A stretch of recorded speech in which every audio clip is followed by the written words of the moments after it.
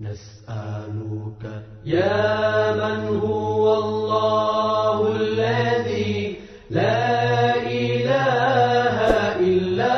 هو الرحمن الرحيم الملك القدوس